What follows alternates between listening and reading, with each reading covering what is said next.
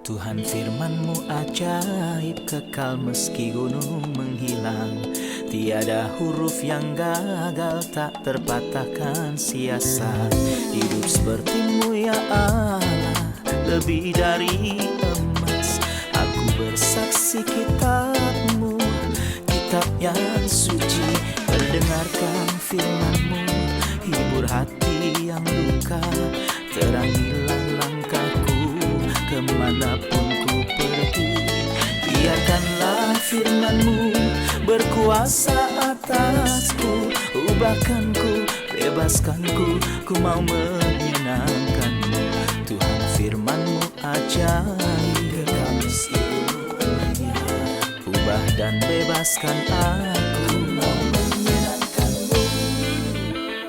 Selamat datang para pemirsa terkasih, kami menyambut Anda sekalian dimanapun Anda berada dalam episode terbaru program studi harian kita Semua Kitab Suci, di mana kami mengetengahkan pembahasan mengenai isi seluruh kitab di dalam Alkitab, dari kitab Kejadian hingga kitab Wahyu setiap hari dari hari Senin hingga hari Jumat. Dalam studi kita tentang kitab Keluaran yang adalah kitab kedua dalam Alkitab, kita telah sampai pada pasal yang ke-35 dan 36. Saya mendorong Anda untuk membawa Alkitab Anda dan mengikuti studi ini. Jangan ragu untuk mengirimkan email kepada kami jika Anda mempunyai pertanyaan tentang kitab yang sedang dipelajari atau bagian lain manapun di dalam Alkitab, dan pertanyaan apapun yang berkenaan dengan iman Kristen. Sekarang saya akan menyambut tamu kehormatan di studio, hamba Tuhan Yosef Riyad. Selamat datang Saudara Yosef. Salam jumpa Saudara Riyad. Juga para hadirin di studio, selamat datang. Saudara Yosef, peristiwa yang menutup pasal 34 itu indah. Musa berada di atas gunung, wajahnya bersinar. Namun kita memulai pasal 35 yang terbagi menjadi bagian-bagian. Bagian pertama dari ayat 1 sampai 3 berbicara tentang apa yang disebut sabat. Saya akan membacanya dan kembali pada Anda untuk memberi Silakan pertanyaan. lanjut. Lalu Musa menyuruh berkumpul segenap jemaah Israel dan berkata pada mereka, "Inilah firman yang diperintahkan oleh Tuhan untuk dilakukan. 6 hari lamanya boleh dilakukan pekerjaan, tetapi pada hari yang ke-7 haruslah ada perhentian kudus bagimu, yakni sabat, hari perhentian penuh bagi Tuhan. Orang yang melakukan pekerjaan hari itu haruslah dihukum mati.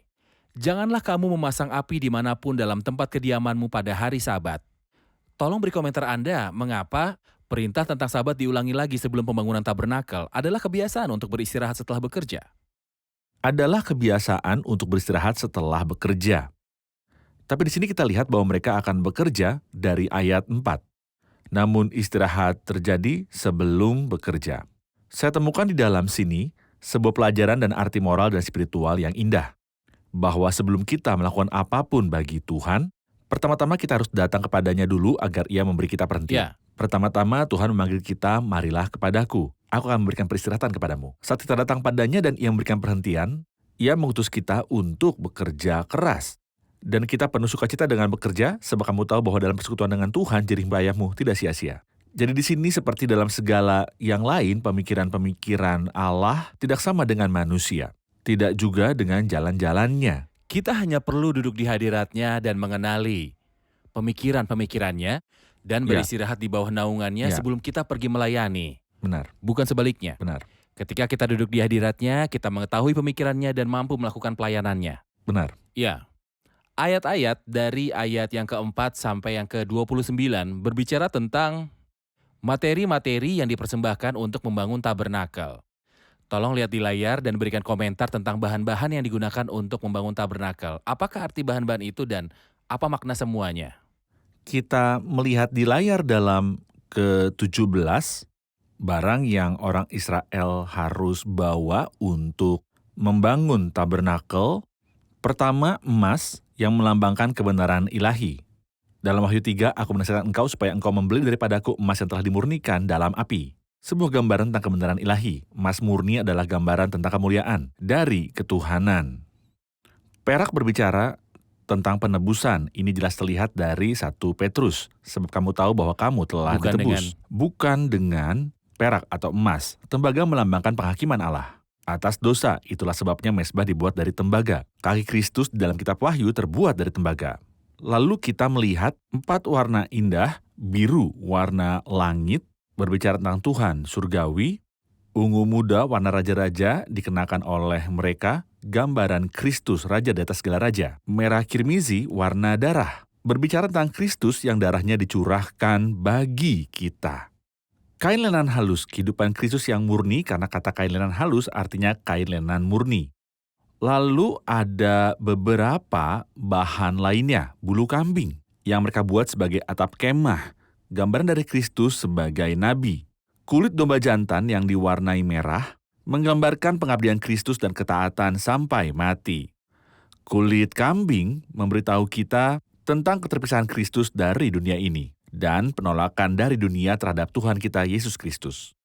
Kayu penaga, kayu yang tidak bisa rusak menurut Septuaginta, berbicara kepada kita tentang kemanusiaan Kristus yang tidak fana. Roti memberitahu kita tentang Kristus, kepuasan umatnya di dalam tempat kudus. Itu adalah roti yang ditaruh di atas meja roti, unjukan di hadirat Allah. Lalu wangi-wangian, aroma Kristus yang sepenuhnya berbeda dari bau daging, bau keringat. Wangi-wangian merujuk pada Kristus dalam kesempurnaannya yang beragam. Dari ini semualah minyak urapan dibuat dan keluar. Lalu ada juga minyak, sebuah simbol indah dari Roh Kudus. Akhirnya batu-batu krisporas dan batu-batu permata untuk ditata, yang mengacu pada keindahan orang-orang percaya ketika terang Allah dipantulkan ke atas mereka. Baik. Saudara Yosef, dalam daftar ini dari ayat 4 sampai ayat yang ke-29 dari pasal yang ke-35, Ya. setelah memberitahu kita semua bahan ini, ia mengatakan hal-hal yang perlu kita pikirkan sejenak. Ya. Berkatalah Musa kepada segenap jemaah Israel, inilah firman yang diperintahkan Tuhan, bunyinya, ambillah bagi Tuhan persembahan khusus dari barang kepunyaanmu. Setiap orang yang tergerak hatinya membawa persembahan khusus kepada Tuhan. Ya. Jelas seluruh jemaat telah memberi persembahan. Ya. Tua, muda, laki-laki, perempuan sudah memberikan persembahan. Iya. Ketika Alkitab berkata bahwa semua mempersembahkan korban, Oke. apa yang Anda lihat di dalamnya? Pertama-tama saya ingin bahas siapa yang pertama-tama memberi persembahan. Faktanya Tuhan yang memberi pertama persembahan. Mereka hanyalah budak. Apa yang mereka miliki? Tidak ada sama sekali, kecuali bahwa mereka dipukuli, bekerja keras dan dipukuli. Namun Tuhan memberi mereka keberuntungan yang sangat besar, seperti yang telah ia janjikan pada Abraham di Kejadian 15 bahwa mereka akan keluar dengan banyak harta. Ketika mereka meninggalkan Mesir, mereka tidak dengan tangan kosong. Sekalipun mereka berharap mereka bisa keluar sendiri dan dapat keluar dengan tangan kosong, namun mereka keluar dengan membawa banyak hal baik. Jadi dari harta yang banyak inilah mereka beri persembahan kepada Tuhan. Seakan-akan mereka berkata bersama Daud dalam 1 Tawarik 29, sebab daripada mula segala-galanya. Dan dari tanganmu sendirilah persembahan yang kami berikan kepadamu saat kita memberi apapun kepada Tuhan. Dari mana kita memperolehnya? Dialah yang memberikannya. Dan kita memberikannya kembali kepada Dia. Kembalikanlah gema kepada Bapa, berilah seperti yang engkau telah diberi. Cintailah seperti engkau telah dicintai. Akan sangat indah jika melakukan begitu. Jadi ia yang pertama memberi, lalu mereka memberi. Benar. Namun jelas bahwa seorang telah memberi emas, yang Ya. lain memberi kayu. Ya. Bahan-bahan yang dipakai untuk membangun tabernakel bervariasi antara emas dan kayu. Ya. Namun di mata Allah apa yang telah diberikan berharga atau tidak? Benar sekali. Jadi setiap orang telah, misalnya Anda mungkin tidak punya batu permata berharga, namun Anda punya kayu, kain berwarna biru. Setiap orang memberikan yang terbaik. Bukankah itu yang Tuhan katakan tentang Maria, saudara Lazarus, ia telah melakukan apa yang bisa ia lakukan? Ketika saya punya sesuatu untuk kemuliaan Allah dan saya menyembunyikannya, maka saya tidak layak untuk itu. Jadi Anda harus melakukan apa yang dapat Anda lakukan. Apa yang Anda punya mungkin. Itu menarik perhatian saya, misalnya dalam ayat 24 saat ia berkata, setiap orang yang hendak mempersembahkan persembahan khusus dari perak atau tembaga, membawa persembahan khusus yang kepada Tuhan itu. Dan setiap orang yang punya kayu penaga membawanya juga untuk segala pekerjaan mendirikan itu. Kayu penaga tentunya adalah suatu lembaran kayu yang besar, yang ia bawa dari Mesir. Apakah ia membawanya hanya untuk memberikannya kepada Tuhan? Tentunya ini adalah suatu kehormatan besar. Ya, ia keluar dengan memikulnya di atas bahunya. Kayu itu berat karena kayu penaga itu sangat padat. Namun, ia menaruhnya di tempat terbaik. Ia menaruhnya di dalam tabernakel rumah Allah. Yang artinya bahwa laki-laki ini telah memberi persembahan, namun faktanya ini adalah suatu kehormatan, bukan sebuah pengorbanan sekaligus kehormatan. Untuk melakukan ini bagi Tuhan. Sejumlah emas yang mereka bawa dari Mesir dipakai Ya. untuk mendirikan patung lembu dan mereka Ya. menyembahnya. Benar, Tetapi ada emas yang dipakai di dalam tabernakel. benar. Jadi apa yang kita punya mungkin dipakai untuk membuat patung lembu. Ya, Membuat Tuhan tidak berkenan.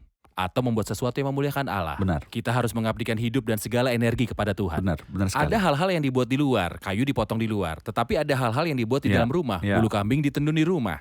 Ya. Dan seringkali oleh para wanita. Peran para Benar. wanita dalam pelayanan dan pekerjaan Allah Tolong beri komentar Anda.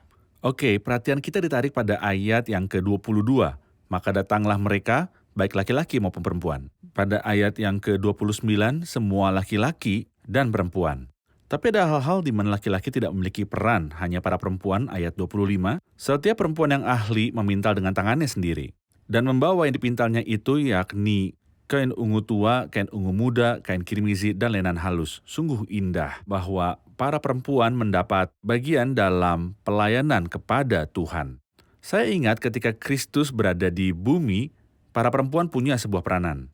Dikatakan dalam Lukas 8 bahwa ada perempuan-perempuan yang mengikuti Yesus dan melayani dia dengan uang mereka. Orang yang persiapan Kristus untuk penguburannya. Yang satunya lagi bagian memenangkan hadiah. Maria saudara Lazarus. Maria-Maria yang lain adalah orang-orang terakhir untuk meninggalkan kayu salib dan pertama-tama pergi ke kubur adalah para perempuan. Saya pikir bahwa perempuan dalam zaman Kristus mempunyai peran yang indah dan besar. Dan di sini kita juga melihat peran mereka yang besar. Baik, kita jeda sejenak dan kembali untuk menjawab pertanyaan hadirin.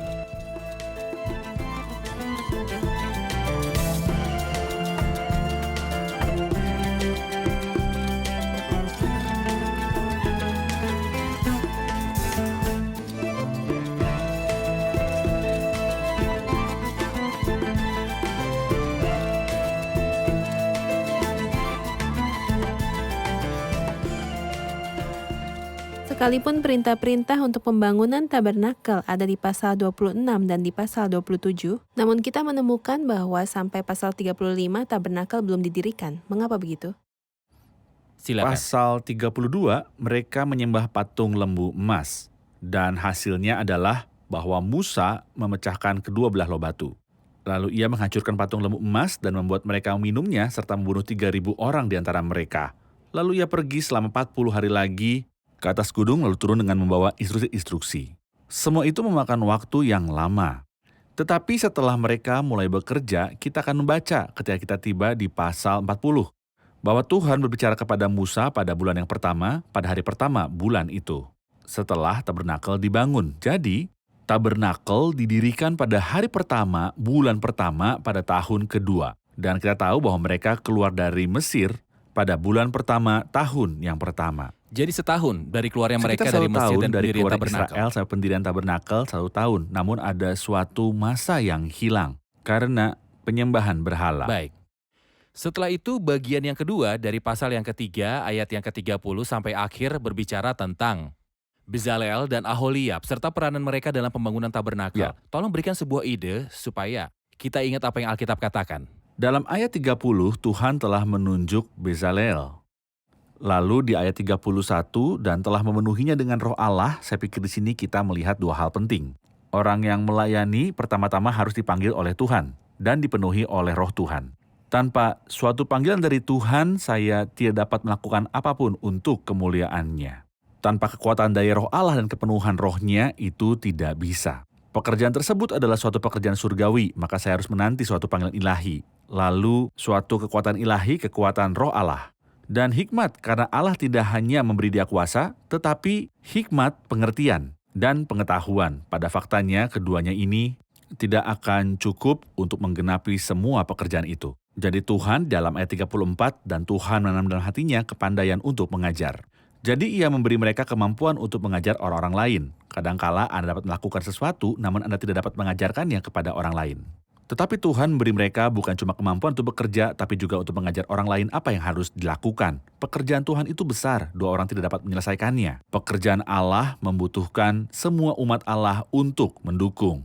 Beberapa orang dengan berdoa, yang lain dengan memberi persembahan, dan lainnya lagi dengan menolong dalam pekerjaan Allah. Tetapi setiap orang percaya sejati yang ditebus oleh Tuhan harus mengabdikan diri, energi, dan semua kemampuan untuk melayani Tuhan. Benar. Pasal ke-36 ayat yang pertama sampai yang ke-7, bahan-bahan dikumpulkan. Ayat 7, sebab bahan yang diperlukan mereka telah cukup untuk melakukan segala pekerjaan itu. Bukan berlebih, mereka Ya. tidak kekurangan apa-apa dalam bekerja. Luar biasa. Bahan-bahan sangat cukup agar pekerjaan Allah bisa selesai. Bagus. Saudara Yosef dari ayat 8, bisakah memberi komentar tentang tabernakel?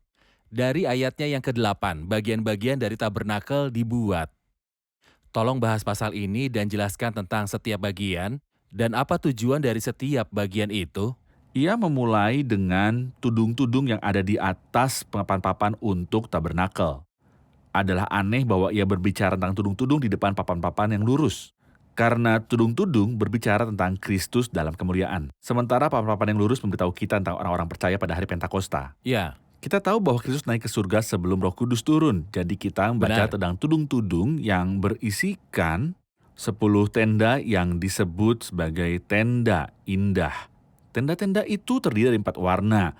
Lenan halus yang dipintal benangnya, ungu tua, ungu muda, dan kirmizi dibuat oleh ahli tenun. Seperti telah kita lihat, keempat warna berbicara tentang Kristus dari keempat kitab-kitab Injil. Ini berarti Kristus dari dalam dan seperti dari luar tidak ada bedanya. Ke-10 tenda dibagi menjadi 5 dan 5. 5 tenda dan 5 tenda itu memiliki 50 sosok atau gelang dan 50 sosok dan 50 kaitan emas. Baik sekali agar bait itu menjadi satu. Ini mengingatkan... dan kaitan-kaitan emas untuk menghubungkan kedua bagian menjadi satu. Benar sekali. Jadi bait itu menjadi satu, sebuah gambaran tentang orang-orang percaya menjadi satu bait. Di dalam Tuhan, dalam roh. Ya, saat Anda melanjutkan ini, kami akan memperlihatkan sebuah gambar tabernakel, sehingga Ya. pemirsa terkasih dapat membayangkannya lagi. Inilah tudung-tudung atas. Benar. Tirai-tirainya adalah dari dalam supaya mereka yang di tempat kudus bisa melihatnya. Ia menaikkan bulu kambing untuk memperlihatkan tenda-tenda yang indah. Inilah tenda-tendanya dan di atas mereka ada yang putih. Adalah tenda-tenda bulu kambing. Ada 2 tudung lainnya, keduanya tidak di sini. Namun keduanya ada di Alkitab, yaitu kulit domba yang dicat merah. Ayat 19. Dan tudung dari kulit domba dari atas, ini juga ada di ayat 19. Anda memberitahu kami tentang tenda-tenda yang indah. Ada 10 Ya. tenda, panjang 28, lebar 4. Tetapi tenda bulu kambing, Tenda bulu kambing 11. Seakan bertambah banyak, seolah-olah jauh lebih banyak, seakan-akan Allah bukan hanya menggenapi tanggung jawab kita yang diwakili dengan angka 10, namun lebih dari itu. Ya. Tanggung jawab benar. 11. Iya. Setelah itu kulit domba diwarnai merah dan seperti yang kita pahami sebelumnya, semua itu mewakili Kristus yang dikuduskan dan didedikasikan kepada maut. Akhirnya kulit kambing yang dipisahkan dari dunia dan ditolak oleh dunia. Seperti bisa kita baca dalam Injil Yohanes lebih dari Benar. sekali, mungkinkah sesuatu yang baik datang dari Nazaret? Bahwa tidak ada nabi yang datang dari Galilea. Pandangan dunia tentang Kristus. Jadi tudung-tudung tabernakel, khususnya tenda-tenda indah, Kristus dalam kemuliaan. Namun Ya. papan-papan tabernakel yang menahan tenda ini adalah orang-orang percaya. Orang-orang percaya. Apa yang Alkitab katakan tentang bahan-bahannya, tingginya, dan ukurannya? Kayu penaga dilapisi dengan emas. Di atas 2 lapis perak, papan melambangkan orang-orang percaya. Setiap mereka berdiri teguh di dalam Tuhan. Dalam 2 lapisan. Apa itu 2 lapis atau dasar? Lapisan perak. Kenapa perak? Karena perak melambangkan penebusan. Penebusan memiliki 2 aspek, 2 sisi. Apakah itu? Yang telah diserahkan karena pelanggaran kita dan dibangkitkan karena pembenaran kita. Kematian Kristus sendiri tidak menyelamatkan, namun kematian Kristus serta kebangkitannya. Itulah sebabnya di sini papan kayu penaga sifat dasar kita semula. Dilapisi dengan emas kebenaran ilahi. Berdiri di atas dasar lapisan perak pendamaian dan penebusan. Kematian Kristus dan kebangkitannya. Jadi semua itu adalah papan kayu penaga yang dilapisi dengan emas di atas 2 lapisan, perak. Perak. Ada berapa banyak papan? Ada 48 buah. Dan sungguh menarik bahwa semua itu disatukan oleh 4 kayu lintang. Dan ada sebuah kayu lintang kelima yang menembus tengah papan-papan, keempat kayu lintang, 2 dari atas dan 2 dari bawah, dan di tengah sebuah kayu lintang tengah. Dan saya melihat bahwa agar tabernakel menjadi satu dan papan-papan ini mewakili satu kesatuan tunggal, mereka butuh kayu-kayu lintang itu. Saya melihat di dalam kayu-kayu lintang 2 gambaran berbeda. Saya dapat melihat di dalam kayu-kayu itu praktik-praktik dari gereja. Mereka bertekun dalam pengajaran rasul-rasul dan dalam persekutuan, dan mereka selalu berkumpul untuk memecahkan roti dan berdoa. Dan saya menambahkan kepada semua itu bahwa kayu lintang yang tersembunyi adalah kasih yang disebut sebagai pengikat yang menyempurnakan. Iya. Atau saya melihat di dalam kayu-kayu itu juga karunia-karunia yang berbeda yang membuat orang-orang percaya dipersatukan satu sama lain. 2 para rasul dan nabi, dan 2 para pengajar dan para gembala. Namun ada sebuah kayu lintang di tengah, yaitu Roh Kudus yang dunia tidak lihat. Namun pada faktanya kayu lintang tengah ini yang menembus terus ke 48. Papan-papan membuat satu keterpaduan yang sangat kuat dalam papan-papan ini sebagai tambahan dari dilekatkan pada 2 lapisan perak. 48 papan kayu penaga dilapisi dengan emas, Ya, memiliki tinggi yang sama 10 hasta semua kali lebar memiliki tinggi yang 1,5 sama. hasta. Benar sekali. Semua orang percaya sama asalnya, kita semua Benar. adalah kayu penaga, kita semua menikmati kebenaran ilahi. Benar sekali. Baik, Benar. mari rehat sejenak dan kembali untuk menjawab pertanyaan hadirin.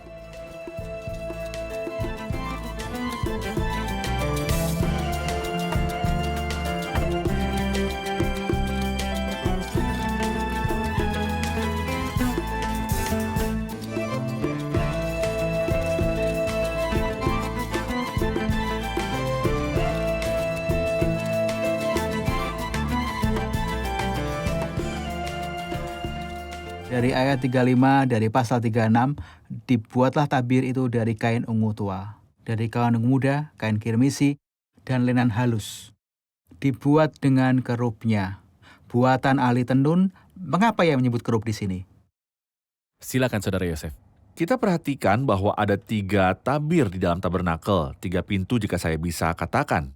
Di dalam ayat 35, ia membuat tabir. Ayat 37 juga dibuat oranglah tirai untuk pintu kemah itu. Dan saat kita tiba di pasal 38, ayat 18, tirai pintu gerbang pelataran itu.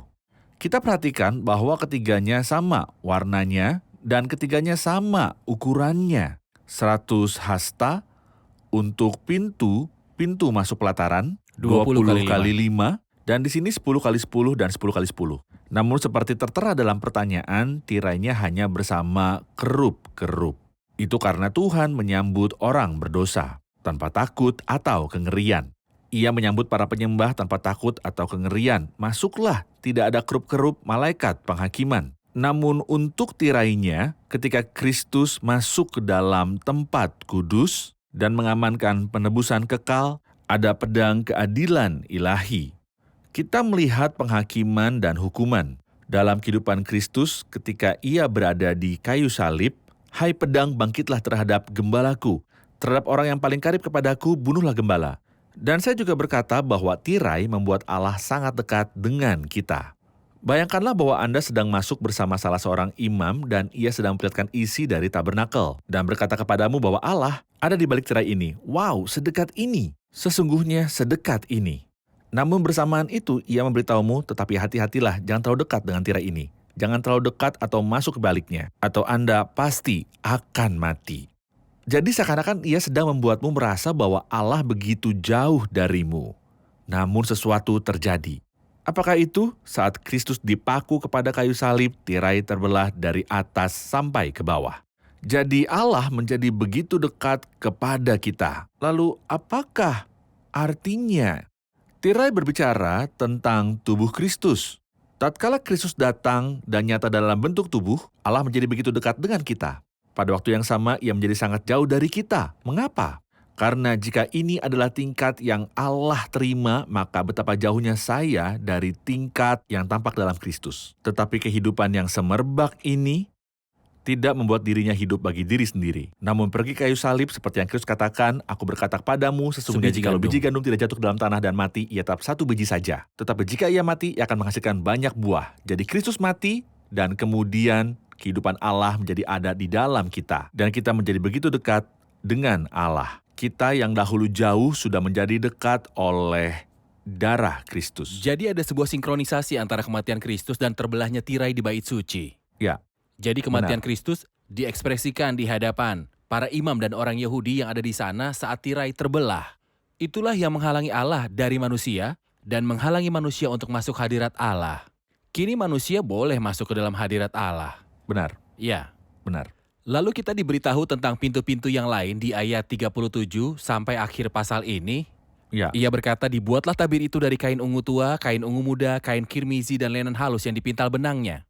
Buatan ahli tenun. Mohon jelaskan tentang pintu itu, apa maknanya? Ini adalah jalan masuk ke tempat kudus. Agar dapat masuk ke tempat kudus, Anda akan melewati pintu Itu ini. dianggap sebagai Maka pintu tengah. itu adalah pintu tengah. Di baliknya ada tirai yang menuju tempat maha kudus. Di depannya ada layar untuk pintu gerbang pelataran yang menuntunmu ke pelataran luar. Coba perhatikan sebuah hal aneh, bahwa layar dari pelataran luar dibangun pada 4 tiang, karena itu berbicara kepada kita tentang Kristus seperti disebut dalam kitab-kitab Injil yang ditulis oleh 4 Benar. penulis. Sementara layar yang menuntun kepada tempat kudus berbicara tentang Kristus yang tertulis di surat-surat Iya. yang ditulis oleh 5 orang penulis yang adalah Paulus, Petrus, Yohanes, Yakobus, dan Yudas. 5, jadi ada 5 tiang yang menuntun ke tempat kudus. Sementara 4 tiang menuntunmu ke pelataran luar. Jadi keempat kitab Injil pada umumnya untuk menuntun mereka kepada Kristus. Ya. Itu dari luar ke dalam pelataran luar. Benar sekali. Namun surat-surat berbicara tentang suatu tingkat persekutuan yang lebih dalam dengan Kristus. Benar. Dan ini adalah 5 rasul atau 5 tulisan yang berbicara tentang pribadi Kristus. Ingatlah bahwa sekali Anda datang lewat pintu itu atau layar pintu gerbang pelataran, tempat pertama yang akan Anda lihat adalah mesbah tembaga yang Kita dapat berbicara. menyaksikannya sekarang Bagus. supaya para pemirsa bisa mengikuti kita. Silakan lanjutkan. Oke, layar atau tirai yang menuntun kepada pelataran luar adalah yang sebelah kanan. Sekali Anda masuk, perabot pertama yang Anda lihat adalah mesbah tembaga bagian terbesar 5 kali 5 kali 3.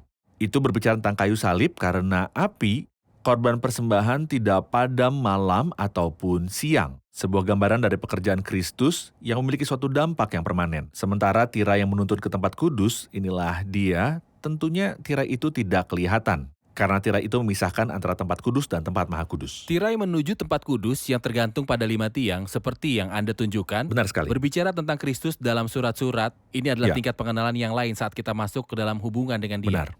5 penulis surat menulis tentang Kristus yang menuntun kita masuk ke tempat kudus. Benar. Kita sudah di akhir episode, ini adalah sebuah pembicaraan yang sangat kaya dan masih ada lebih banyak lagi di episode berikutnya. Mari rangkum bersama para hadirin. Apa yang telah Anda pelajari di episode ini? Emas yang dibawa dari Mesir sebagian dipersembahkan untuk mendirikan patung lembu dan untuk pembangunan bait Allah. Ini sebuah peringatan tentang talenta-talenta, apa yang kita persembahkan pada Tuhan melalui talenta kita. Kita telah melihat setiap papan memiliki 2 lapis dasar perak, perak mengacu pada pendamaian, tetapi memiliki 2 sisi, yang telah diserahkan karena pelanggaran kita dan dibangkitkan karena pembenaran kita. Saya ingat di dalam pasal 35 hari Sabat yang adalah perhentian. Sebelum mulai mendirikan tabernakel, kita belajar dari sini bahwa sebelum kita mulai untuk melakukan pekerjaan Tuhan, kita patut berhenti di hadiratnya. Terima kasih, Tuhan memberkati. Terima kasih Saudara Yosef, Tuhan Tuhan memberkati. memberkati. Para pemirsa yang kami kasihi, bahan-bahan untuk mendirikan tabernakel bervariasi dari emas sampai kayu penaga. Semuanya berbeda, bahannya beragam. Semua memberi persembahan. Mungkin salah satu dari kita sedang melayani sebuah pelayanan yang nyata dipuji banyak orang. Juga ada mereka yang melayani secara tersembunyi. Dan di tempat-tempat yang gelap, mereka berlutut dan meratap dengan air mata kepada Tuhan. Mereka berdoa, meratap untuk pekerjaannya dan untuk umat Tuhan. Tidak peduli apa yang Anda persembahkan, akan tetapi bagaimana dan kepada siapa Anda mempersembahkannya. Kemurahan hati dan sukacita di hati adalah apa yang memberikan nilai bagi persembahan Anda di hadapan Tuhan. Saya mohon Anda memilih yang benar bagaimana Anda berurusan dengan segala talenta dan karunia yang Tuhan berikan. Pemirsa terkasih, sampai jumpa di episode berikutnya. Tuhan menyertai.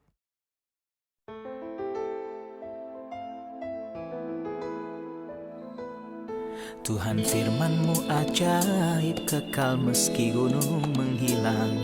Tiada huruf yang gagal, tak terpatahkan sia-sia. Hidup seperti-Mu ya Allah, lebih dari emas. Aku bersaksi kitab-Mu, kitab yang suci. Mendengarkan firman-Mu, hibur hati yang luka. Terangilah langkahku kemanapun ku pergi. Biarkanlah firman-Mu berkuasa atasku. Ubahkanku, bebaskanku, ku mau menyenangkan-Mu. Tuhan firman-Mu ajaib, ubah dan bebaskan aku.